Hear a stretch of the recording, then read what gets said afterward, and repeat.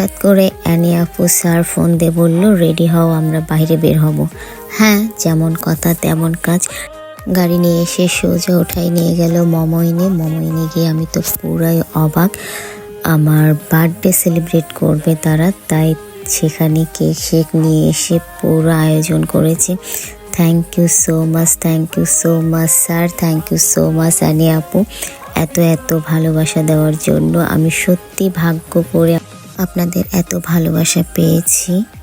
আসলে ভালো মানুষ পাশে থাকলে আর ভাগ্যে থাকলে আসলে অনেক কিছুই হয়। বরাবরই সব সময়ের জন্যই তারা আমাকে অনেক কিছু গিফট করে আসছে। এবারও গিফট করেছে সুন্দর একটি জামা। গত বছর আমার বার্থডেকে কেন্দ্র করে অনেক কিছুই ঘটে যায়, তো কি তার জন্য কি কোনো কিছু থেমে থাকে? ওই যে একটা কথা আছে না, ভাগ্যে জয় ভাগ্যে ক্ষয়, ভাগ্যে লড়াই হয়। আমার ভাগ্যে থাকলে আমি যেখানেই থাকি না কেন ঠিক সব কিছু ঠিক আগের মতোই হবে, বরং আগের চাইতে আরও ভালো হচ্ছে, ভালো আছে, আলহামদুলিল্লাহ। দোয়া করবেন সবাই আমার জন্য।